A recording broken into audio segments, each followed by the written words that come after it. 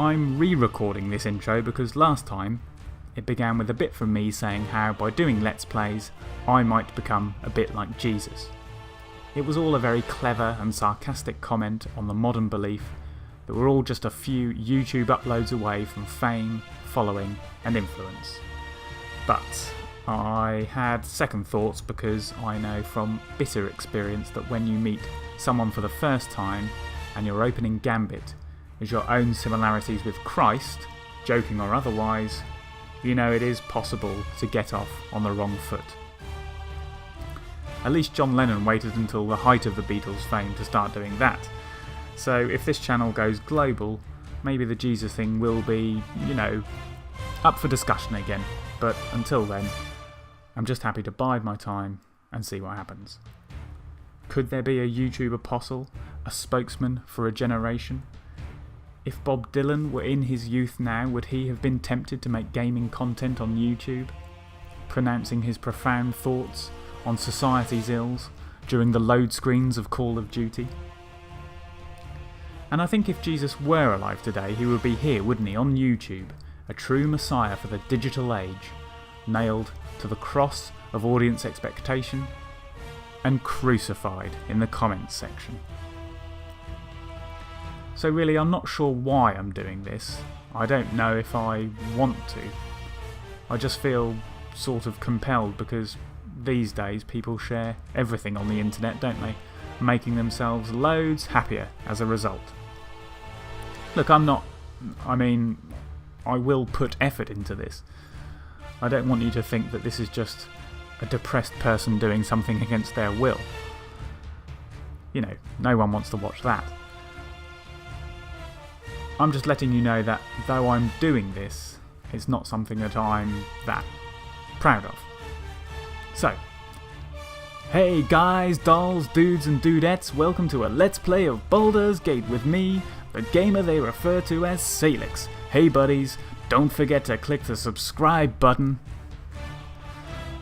Sorry, I don't know why that had to be in an affected accent, I suppose. I was just making a point. So, I'm going to be playing this game properly. That is to say, a faithful roleplay of an imagined character as befits an role-playing game. You'll get to know the character, what he's thinking, and why he is reacting to the world in the way that he does. Decisions will be based on what our protagonist would do in a given situation. But I'll keep things flowing, edit out the guff and boring bits, and perhaps I'll get on to a few brief tangential subjects for your, but mostly my own, amusement. This ain't a walkthrough. We'll have to learn this game, this world, through the eyes of the character, together, hand in hand. I will say that Baldur's Gate is a role-playing game based on advanced Dungeons & Dragons and the 2nd edition rule set, which essentially means that basically it's right, so let's meet our character and get started right after this dramatic cutscene.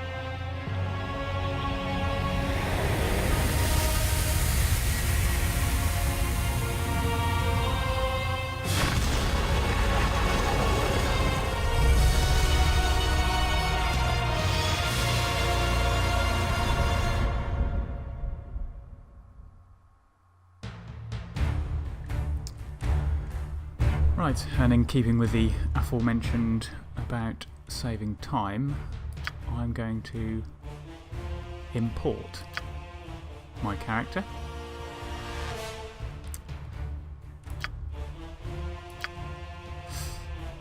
scroll down here, and here we are. Meet Alwyn, a Cleric illusionist. Done. Right, so all of these skills, etc., have already been done by me. Before we start, I can exclusively reveal that we begin in a fortified library called Candlekeep, where Alwyn has been brought up for almost all his life. This is where the world's knowledge is stored in tomes, books and the like. It's a bit stuffy, dull and routinized, but for Alwyn it is quite simply a heavenly place. He's a gnome, and the first thing to say about gnomes is that they are a race which is deeply concerned with the acquisition of knowledge. They value learning above all else, not necessarily for any particular end, learning for its own sake. Alwyn is of this persuasion, and obsessively so. Hence why an early life in Candlekeep has been so blissful for him. He has access to as much learning as he likes, and like most gnomes, Alwyn will try all possible means to avoid conflict. He's in life for the long haul. Bowing out early on some vainglorious, daring crusade isn't really his thing. Yeah, I know, he does sound like a bit of a dullard, but bear with me. He's a Cleric illusionist, meaning he will progress in both these classes and so can cast wizard spells and priest spells. But I think he will sort of be a lesser version of both.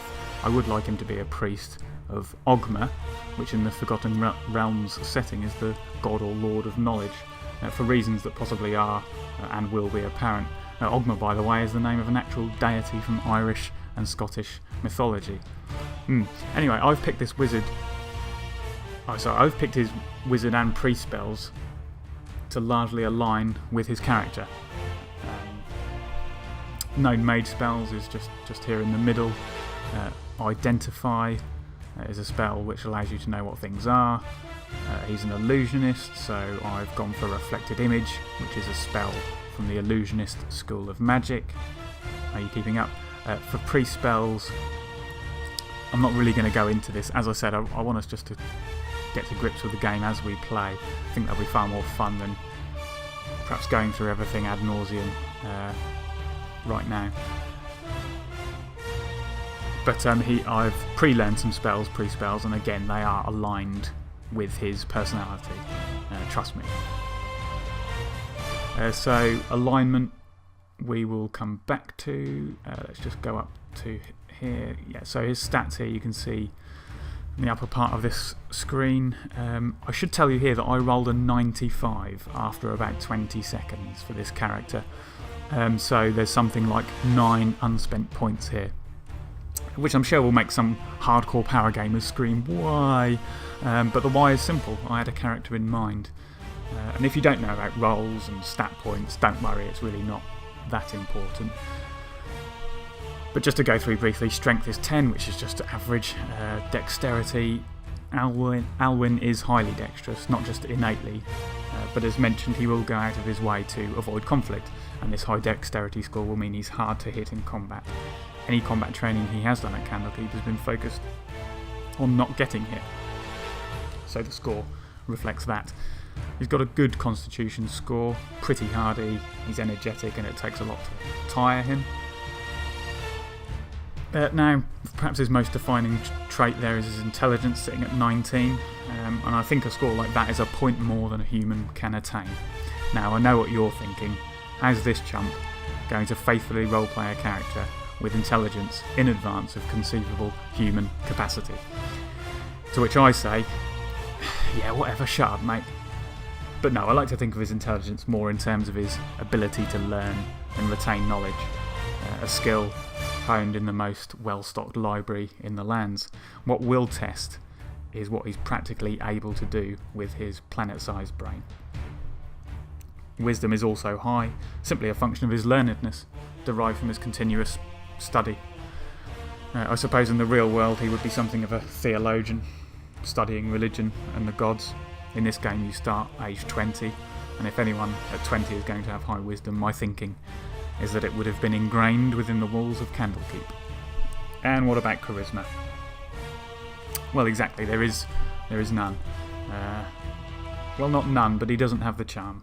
Alwyn is one of those people who has little or no presence, and no, not just because he's a diddy gnome, he doesn't crave the company of others, though neither does he shun it, and indeed loves to debate or discuss writings, theories and history. And that's not to say he isn't witty, but no one turns their head when he walks into a room. He's not impolite, just unnoticed. And that's more than fine with Alwyn. So at the top we've got alignment. I'm not a fan of this alignment business. It seems a rather shackling imposition on a character, but I had to pick, so I've gone for lawful neutral. Lawful because Alwyn has grown up in Candlekeep and he likes the stability that a fortified and well-ordered surrounding has offered him. He simply isn't brave enough to challenge authority or subvert it in any way. I kind of feel I have to pick neutral, not because Alwyn is liable to do anything bad. You can be good, neutral or evil. So he's not neutral because he'll do anything bad, but because I sort of think being good and virtuous requires a certain amount of bravery and fortitude, something which Alwyn doesn't necessarily have. He will weigh his actions based on self-preservation and the likely outcome, not because it is necessarily good or bad. That's not to say he's overtly selfish, just a bit fearful sometimes. Weaponry, I'll just scroll down. I think this is a tad arbitrary. Alwyn has little interest in melee combat, but at the behest of the rules of Candlekeep he's taken up Warhammer and Sling. He prefers Sling and is quite keen on learning a weapon that maintains a safe distance from the stinking breath of one's foe, but owing to Alwyn's Cleric status he must use blunt weapons only, as he's not permitted to draw blood with a bladed article. And of course it is a much more edifying method of dispatch to take a hammer to someone's skull for a couple of minutes than it is a swift plunge of a sword into a vital component. Well, ours is not to reason why, is it? Anyway, that's Alwyn. Shall we begin? I just need to sort out his hair, so brown is fine, skin colour's fine. I think we'll go for a Salixy yellow and blue number.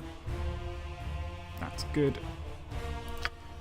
We have to do the voices here. You got this coming! Which is Let's give them a right thrashing. ridiculous, but I'm actually going to set this up so the voice doesn't come into the game very much at all. So it's a bit arbitrary again, but Well, of course. We'll have this one. Obvious choice. Alwyn has got his own voice, which I'm going to do, so you'll get to hear that. But I think we're done. Name, yes, good, accept. We're going to play core rules, which is the standard setting. Aimed at veteran players, apparently, who are well versed in AD&D. Enemies deal full damage, party members can permanently die, and spells aren't guaranteed to be copied to spellbooks. So there's no shortcuts here. This is the sort of default, I suppose, setting. And we will venture forth. Nestled atop the cliffs that rise from the Sword Coast, the citadel of Candlekeep houses the finest and most comprehensive collection of writings on the face of Farron. It is an imposing fortress kept in strict isolation from the intrigues that occasionally plague the rest of the Forgotten Realms. It is secluded, highly regimented, and it is home. Within these hallowed halls of knowledge, your story begins. You have spent most of your 20 years of life within this keep's austere walls, under the tutelage of the sage Gorion. Acting as your father, he has raised you on 1,000 tales of heroes and monsters, lovers and infidels, battles and tragedies. However, one story was always left untold, that of your true heritage. You have been told that you are an orphan, but your past is largely unknown. Lately, Gorion has been growing distant from you, as if some grave matter weighs heavily on his heart. You have asked about his concerns as gently as possible, but your queries have been in vain. Your sole comfort is the knowledge that he is a wise man, and you know he will tell you when the time is right. Nonetheless, His silence is troubling, and you cannot help but feel that something is terribly wrong. Today, Gorion has appeared more agitated than ever, and now he has uncharacteristically interrupted your chores in the middle of the day, imparting hurried instructions for you to equip yourself for travel. He has handed you what gold he can spare, but given no clue as to why. Nevertheless, you now stand before the Candlekeep Inn, ready to purchase what you need for an unplanned and unexpected journey. Okay, well I think that's a very nice intro actually. I think it sort of hopefully shines a bit more light on the character. This upbringing has been, I guess Alwyn has been encouraged to seek out knowledge and tales of the world. So I think the character probably aligns quite nicely with that. You stand before the Candlekeep Inn, it said. Well, Alwyn's not so much standing before the Candlekeep Inn as trembling before it. Gorion's behaviour and instruction to Alwyn that they're going to need to leave, obviously for some sort of safety reason, is frankly traumatic for Alwyn. This is his home, his life, his obsession, and the library, I guess, is his... Well, reason for being is perhaps a bit strong, but that is what he wakes up and does.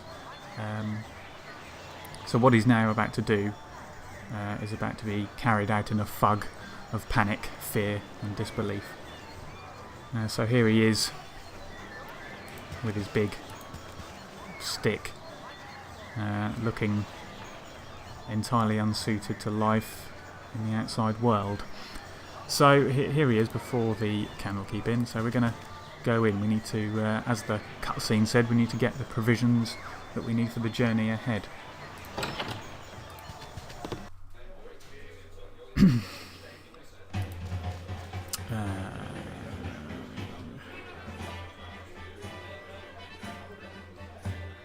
Winthrop. My hotel's as clean as an elven arse. Well, hello there, young one. Come to visit your old pal Winthrop, have ye? Well, don't forget the 10,000 gold piece book entrance fee as per Candlekeep's custom, don't you know?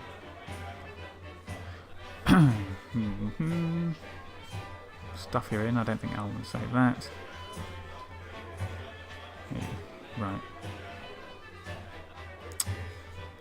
I think Winthrop's just being a bit tedious here, isn't he? 10,000 gold piece book entrance fee. You always were the big kidder, Winthrop. That gets funnier nearly every time I hear it. Well, perhaps not quite so often. Yeah, that's Alwyn's voice, okay, so bear with that. I shall take no offence because of your esteemed parentage, but please refrain from making jest of me in my own home. Stay as you will as long as you like. So is there anything I can do for you? Some drinks, a room to sleep, or anything to buy? I suppose this is what I mean about Alwyn's charisma. He's tried to have a bit of a jovial response, but Winthrop has just kind of taken it a bit sort of sniffily, I suppose. Alwyn's just not great at dealing with people like this. So, yes, we do want to buy something. So we can sleep here, but Gorion's pretty much told us we need to hot-foot it to him, so we're obviously not going to bed down for the night, so... Right, we need to buy stuff. Now, we know he is a Warhammer person, so we'll buy a Warhammer. If I can find it. Yeah, there. And sling. Now, we need something to put in the sling, so...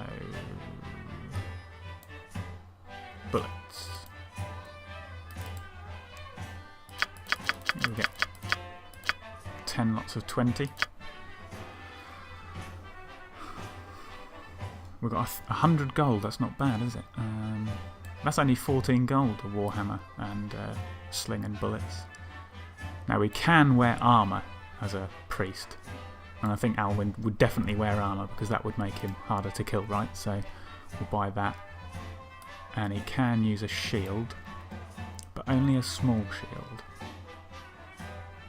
Why is that? Moving shield. Equipped abilities, armor class +1 requires 12 strength. So I assume a large shield, yeah, requires 15 strength. So small shield it is. Requires 4 strength. So we still get the armor class bonus though.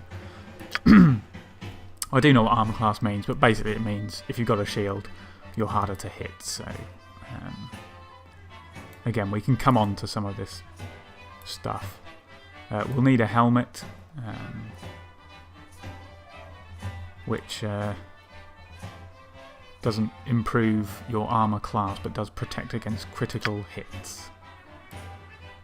So that is probably all Alwyn needs. Only 49 gold, that's not bad at all, is it? We shall take that. Now I believe that as Alwyn's charisma isn't all that special, things will cost a bit more than they would if he had high charisma. But I don't know what the price would be for this had he a higher charisma. But anyway, let's buy it. Done. We'll go to the inventory here. And we'll stick all this stuff on. I don't think the quarterstaff has got particular value. But we'll stick his helmet on. Stick his shield on. Armour. So say your wizard spells have been disabled, right? So you can't cast spells with armour on. But as Alwyn has only got reflected image and identify, I can't really see that being a huge loss on the open road. So Warhammer and Sling, and we can put his little sling bullets up in this quiver here. Okay, so he's looking a bit different now. I will exit. So really, I mean, this is Candlekeep. Let's have a little look at the map. So this is the area that we're in. This is Candlekeep. Sort of within this inner wall here, there's other things: priest quarters, Temple of Ogma, storehouse, clinic. But really, I think we're just gonna make a move. I think, because we could talk to Flydia and tutor and whatnot, but I don't think Alwyn would be doing that. We need to go. I think he'd be so sort of panicked by Gorian's urgency that he'd want to get to him straight away. So, but I think what we will do, Temple of Ogma, I did say that, I mean, you can't, there's no mechanic to make Alwyn a priest of Ogma, but we can at least visit the temple. These walls contain the world's I am pleased to see that you have knowledge. taken time to pay tribute to wise Ogma. What do you have to offer? I think what we're going to do is make a little donation. I think 10 gold will be fine. We've got 51 gold. I suppose what Alwyn wants to do is just, I don't know, anything just to kind of tip the odds in his favour. And people turn to their gods, don't they, at times of worry, times of grief. A little donation, you know, they might smile on him a little more. While your donation to the temple was considerable, it was not enough to gain a reputation point. Okay, so I think with that, if there's an in-game reputation based on your actions as a character, and you can improve that by giving the church lots of money. A fanciful notion, of course. Right. Gorian.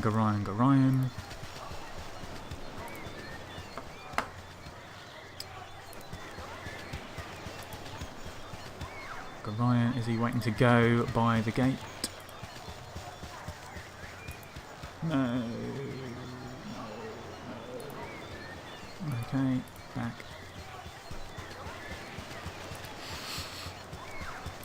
So, Alwyn's kind of looking at these people and this place for the last it's me, time. Alwyn. Spoke over Imowen there. Okay, I'm surprised that stuffy old Gorion let you away from your studies and chores, that old fiddle-faddle. I snuck off too. Old Puffguts Winthrop was looking for me. But I've got all day to do his chores. You have time for a story today? No, I can tell you don't. What have you been up to? Must go.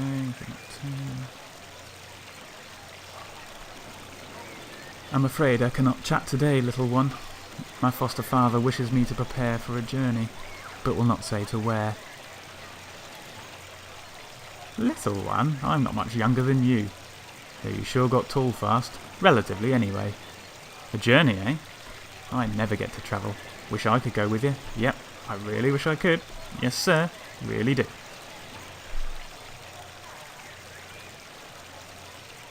Well, I think Alwyn would want Imowen to come, you know, a companion of Candlekeep to come with him. The more the merrier. Safety in numbers and all that. Alright, I get the message. I'll ask if you can go with us. Don't be silly. Gorion would never even let you finish the sentence, especially after what that letter of his said. Did I say that? No, of course I didn't. Never saw no letter. Nope, I'll just get back to work now. You had better go. Gorion is waiting. Greetings, young one. Ah. Gorion has been looking for thee, young one. I know. Tethtorum. Right. I'm going to need to look up who that is, but... Aha. Gorion. Oh, my child, I am glad I have found you. This is very unnerving, I know, but you must trust me. It is very important that you pack your possessions so that we may leave Candlekeep immediately. Hurry, for there is no time to tarry. The keep is well protected, but not invulnerable. I am ready to go right now. Somber. But I guess we do have to go. Here goes. Listen carefully. If we ever become separated, it is imperative that you make your way to the Friendly Arm Inn. There you will meet Khalid and Jahira. They have long been my friends, and you can trust them.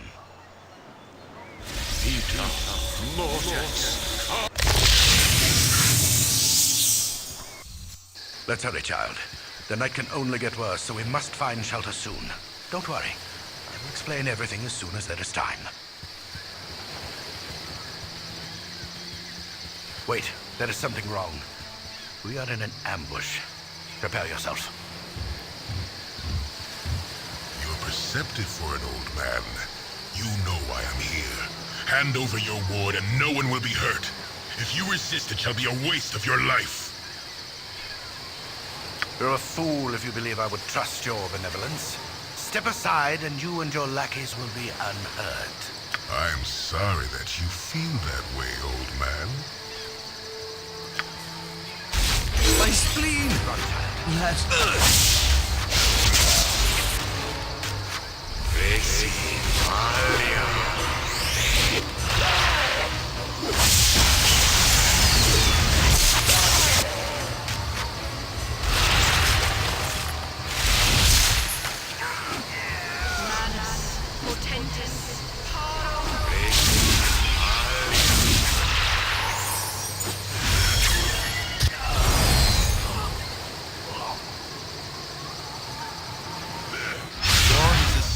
Cruel this morning.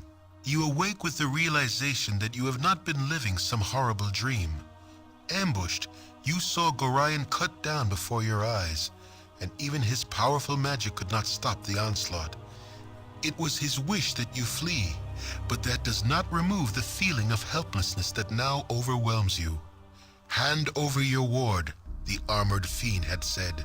He was after you and you alone, but why? If only Gorion had given some clue. but now you are alone and lost. Candlekeep is near, but you will find no quarter there. The readers pay for their serenity with rather draconian entry rules, and without Gorian's influence, their doors will remain closed. You will not last long on your own with your meager equipment. Perhaps you can get some help from the friends Gorian mentioned, the ones at the Friendly Arm.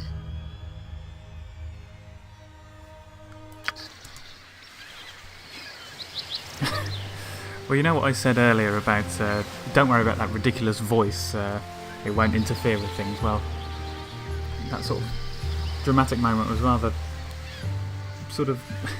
Well, the immersion was gone, wasn't it, when he kind of went, "My spleen!" in the middle of it in a kind of pantomime way. But never mind. Hey, it's me, Imowen. Aha, Imowen. Sorry I followed you, but I never got out of Candlekeep. Sorry I followed you, but I never get out of Candlekeep, and those monks are such a bore. Never any decent coin in their pockets, neither. I saw Gorian, and I am so sorry. Kind of figured something bad might happen to you out here.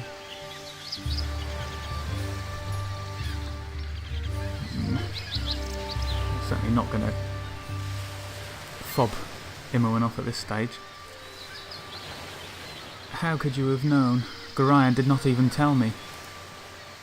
I accidentally read a letter on his desk the other day. Can't remember exactly what it said, but he might still have... It might be on his body. Anyway, I'm not going to let you wander around out here all alone. Never let a friend down, no sir. Stick with you until you say otherwise, I will. Okay, well, let's take stock.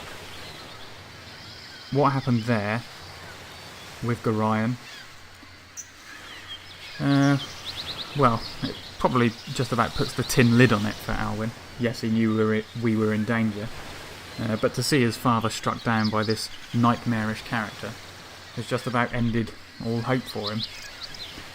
As far as Alwyn's concerned, that's it. It's the end of the line. No way can he survive out here on his own. Home gone, father gone, life gone. I suppose that was until Imowen showed up. I'm